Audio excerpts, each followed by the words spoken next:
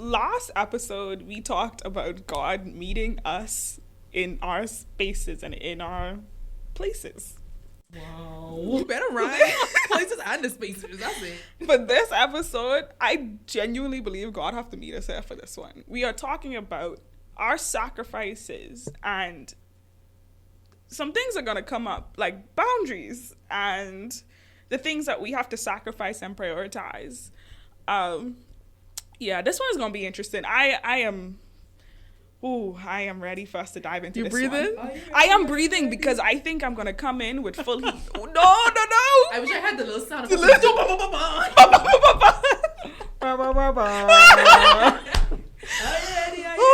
Oh, Lord. Okay, let's get into it. Yeah. Danielle has our quote today. Yes. So, we've been talking a lot about God in these conversations. I am a part of a local Bible study, and one of the mentors, Vicky Vest, said a statement a while ago. I think I heard her say this a few years ago, and it has been resonating with me since then. She said, obedience is better than sacrifice, but to obey is still sacrifice. Like, what? Obedience is better than sacrifice, but to obey is still sacrifice. Mm-hmm. I think when I heard it, it hit me. You obviously feel it. That was deep. That was a deep breath. It gripped you real tight. I think ever since I heard it, it's something that I could relate to. We talked about, like, a couple episodes ago, we talked about taking the leap. And in thinking about even taking the leap in moving from Brooklyn to Cleveland for school to come to Lee back in 2015. And I'm like, that, I think, is the epitome of sacrifice, but also obedience for me. It was like me obeying God and doing what I knew that I had to do, but also sacrificing all of the things as I was leaving. Because the truth of the matter is that in obedience and in following Christ, we will have to leave some things behind. There are some things that we will have to let go of, grieve, process, and move on from in order to attain whatever the thing is. And this is just the nature of it. And so in this, like, a lot of what we'll be diving into in a second is talking about, like, what are the things that I, even relationally, that I need to sacrifice? Right. What are the boundaries that I need to hold? What are the priorities that I need to make within my life? Like, what does all this look like? Because it's rough. It's rough, and it hits all at one time, especially when, for us, for example, when many new things are starting all at one time. It's a lot to handle. I'm just going to talk about boundaries because...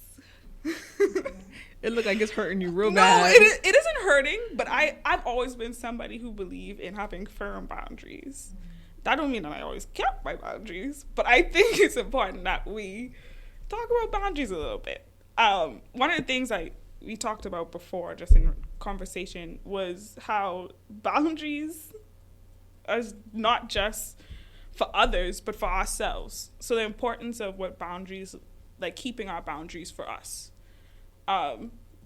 Thoughts and ideas about that concept? I think when it comes to thinking about boundaries and sacrifice, in regard to, like, our identity formation, mm-hmm. I think boundaries serve as, like, a protection mechanism for us so that we can defend ourselves. We can position ourselves, rather, I guess, where we are stating what our preferences are, what kind of access I want you to have to me. Mm-hmm. As we're kind of developing an identity that can oftentimes be influenced by other people in some negative ways, or that may be challenged unnecessarily, because people want to have more access than you want them to have. And so they keep pushing, keep pushing in the areas of your identity that you want to hold true to yourself. And so I think, as we've kind of been talking about the idea of finding dealing with imposter syndrome and finding ways to reassure ourselves in imposter syndrome, all those kinds of things. Now we get to a place now where we need to protect what we have actually developed. Mm-hmm. And so boundaries, to me, create an opportunity to be able to protect that by differentiating, like, what is priority to me? How do I communicate as well now to other people what kind of access I want them to have to me, and stating our preferences as well. Yeah, I think Gailey says communicated, this word being access, but I want to highlight it because boundaries are all about access. If you think about boundaries as like a gate, right? A gate is there to keep me on my right side and to keep other people on the outside of the gate, and I get to determine who I want to have more access to me. And so if I determine that you can have more access to me, then I'm able to open the gate and allow you in. And I think this is often hard for us because it feels like we are building a wall and not a gate. It feels like oftentimes that setting a boundary is something that is harmful to people. But I think one thing I've realized in the midst of having to set boundaries is that if I don't make boundaries a priority, then I become the sacrificed thing, right? I become the thing that is then injured in the process when I refuse to make sacrifices in order to hold people and myself in proper places in order to like continue on in the path that I've established, in establishing identity and in growing in our paths of work and school and family. Boundaries are necessary and it's healthy. And one thing I often reframe for my clients and even people around me, like we see boundaries as a threat. Like, I don't trust you, so I'm putting up a boundary. A boundary is a way of caring for us, right? So because I care about you and I care about our relationship and I care about the things that I'm doing in life, I'm going to put this boundary up and hold it in protection of all of the things here that we value. Right. I think I want to remove the idea that boundaries are negative. Like you said, it's not negative. I do believe that boundaries and sacrificing, they can be a good thing in some sense. I think it could lead to a positive outcome. My mom used to tell me all the time, we do what we have to do because we could do what we want to do. Exactly. And so sometimes we have to put boundaries in place so that the outcome can be a good outcome, so that we can have a more holistic self, I should say. So I guess in the midst of this too, I think we should talk about what different kinds of boundaries look like, because they're different access points. There's different parts of who we are into our identity that boundaries just kind of are set up in. And I think we're talking about it in a relational way. We could talk about it in a mental way. We could talk about physical boundaries. Like I physically need this distance. Wow. But let's talk about the different kinds of boundaries that also exist, and maybe the intention, the purpose with that as well, and maybe some challenges that might come up with even doing that. How do you go about setting these up? I'll just start with mental boundaries. I think that's something that we often miss. I don't think we recognize our capacity sometimes for the things that we can take in. That's major. Yeah. Capacity. We don't recognize our capacity. I think just recently I was telling one of my friends, I was like, I'm getting to a point now where I actually have to verbalize, like, this is actually not within my capacity to handle right now. Right. And I don't want you to think like I'm being a bad friend, but I am taking on so many other things, especially now starting this process of therapy, and going into that process and taking in what my clients bring into me. I actually have to tell people now I am not within the capacity, and that's protecting my mental space. And so, yeah, that's a boundary, I think, because it's not seen, we don't really talk about. Yeah. Or we don't recognize. You wonder why you feel drained at the end of the day. You already take in so many other people, like, things, and you didn't even recognize, like, you know what? This wasn't even in my capacity today. Yeah. You're bringing up capacity, and I think it's huge because I think for a lot of us it can be seen as a limitation, which it is a limitation, but that doesn't mean that it's negative, right? So like, to be human is to have a capacity and a max capacity. Like, I am not God, thankfully, and so I am not endless. I don't have endless supply, and at some level, at some rate, this is gonna run out and I need to refill. And so being able to say, like, I just don't have it in me. You're talking about mental boundaries, and I was thinking about for myself, like, emotional boundaries in a similar way if I don't have the capacity, but for me it's been not just a level of access or a difference in access, but a difference in investment. I think in being someone who is naturally empathetic, I mean, therapist, it comes to the territory and how I'm built naturally, there is the tendency that I have to take on all the things. And so in hearing things from my clients or things from people around me personally, it becomes I won't say a burden, but a weight to want to carry all of these things with these individuals, and a weight to find solutions for where solutions are possible. And so having to understand, after many times of coming to my end and hitting a wall, having to understand that I cannot invest in the same way in all of these things, right? Mm-hmm. So emotional boundaries look like when I get home from work, how do I separate myself from work? Not saying that I don't care about my clients, mm-hmm. but I can't carry all of their things every day. How do I maintain a right level of investment, even in personal relationships, and understanding that, like, I'm hearing things and I'm sitting with you in these things right now, and I cannot carry all of the things you're telling me throughout my entire week.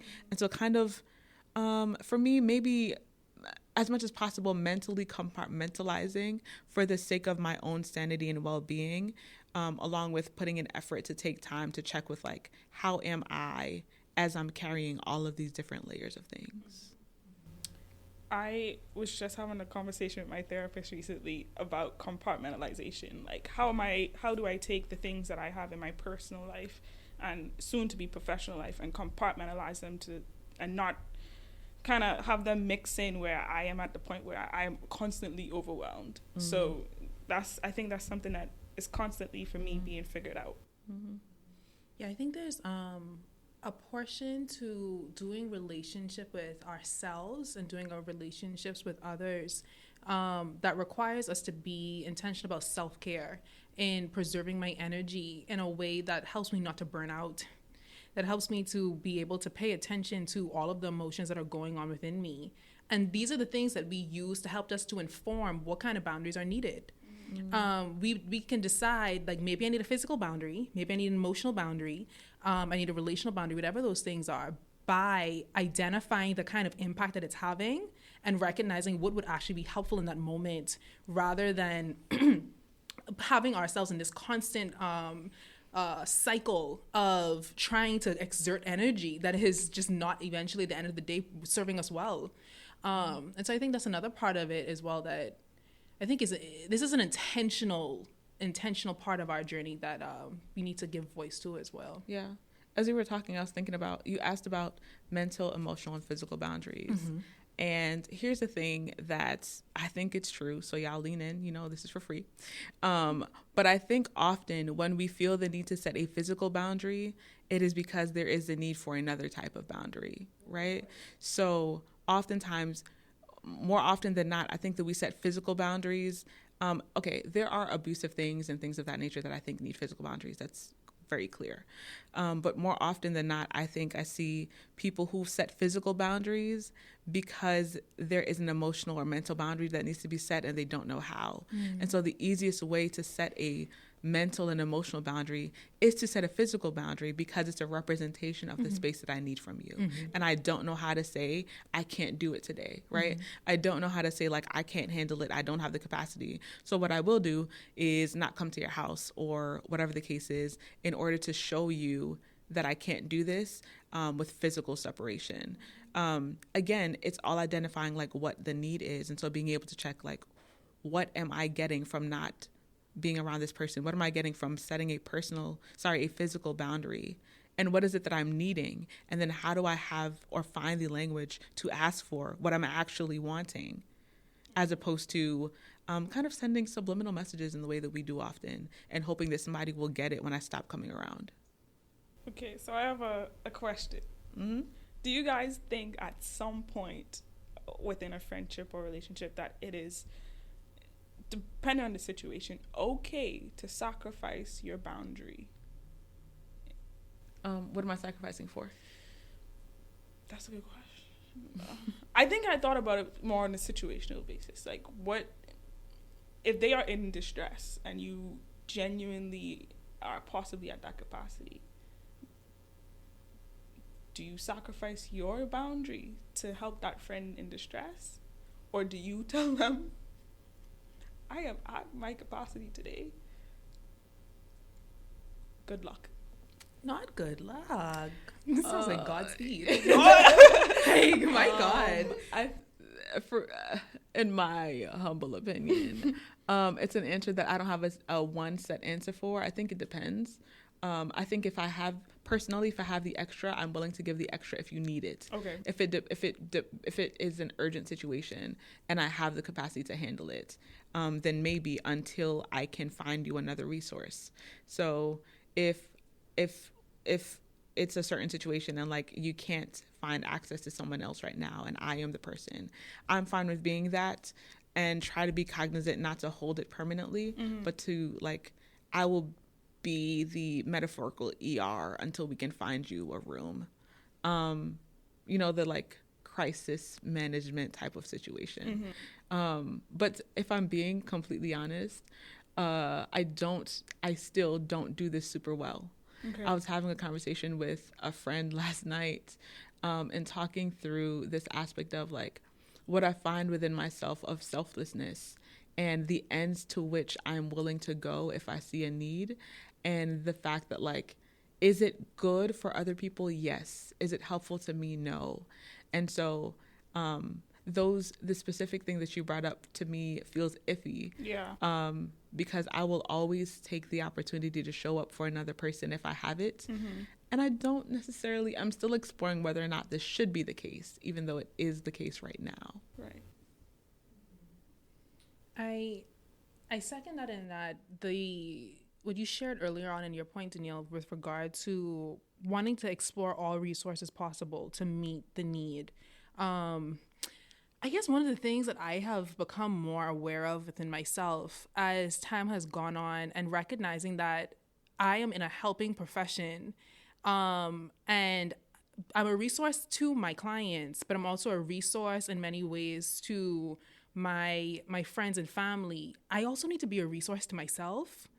And I need to be cognizant of finding ways to hold all of these things in tandem. And so to your question, Dernique, with regard to, do you ever sacrifice, or should you sacrifice? I think that's something that's organically going to happen in a relationship. There's no way that we're going to be able to participate in a relationship and have everything done on our terms. There's going to have to be some element of flexibility that exists. There's going to be some just urgent things that require attention at the particular time. There's just certain elements that are going to exist that I think we need to be willing to participate in. But I think, as we were saying earlier, I think it's an ongoing conversation with oneself of how much is this affecting my capacity in the long run. The decisions that I'm making in terms of showing up for you, is that helping and nurturing our relationship? Are you also, and I think for me too, I also question, like, as I'm showing up in these capacities for you, are you also willing to hold some responsibility in some of this as well, where I'm not carrying the brunt of this? We're doing this together. And I recognize that at certain points in the relationship, I probably will be carrying more of the load, or you might be carrying most of my load. But I think that that's why it needs to be an ongoing conversation of what is actually happening, instead of just letting the process carry itself out, where we're both talking about expectations. We're talking about what responsibility looks like in this right now. We talk about what flexibility looks like right now. So I think for me, my focus is on how is this in the long run? How are my patterns helping our relationship to thrive well? That's where I kind of end in the midst of that, as well as recognizing too that with God's help, I'll be able to approach these things in the best ways possible. In looking at all of this, I think something that's being unsaid, but is kind of in the thread of this, is whether or not these boundaries are being spoken or not. Are they being communicated? And I think if boundaries are said and they are respected, I think that obviously enhances the friendship, because both people know where you stand.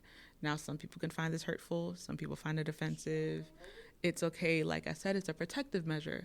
But I think if communicated, understood, and respected, all that Gay Lisa is pointing to is easier to grasp because it is respected. So if a friend is in need and knows whatever boundary that I'm holding, right?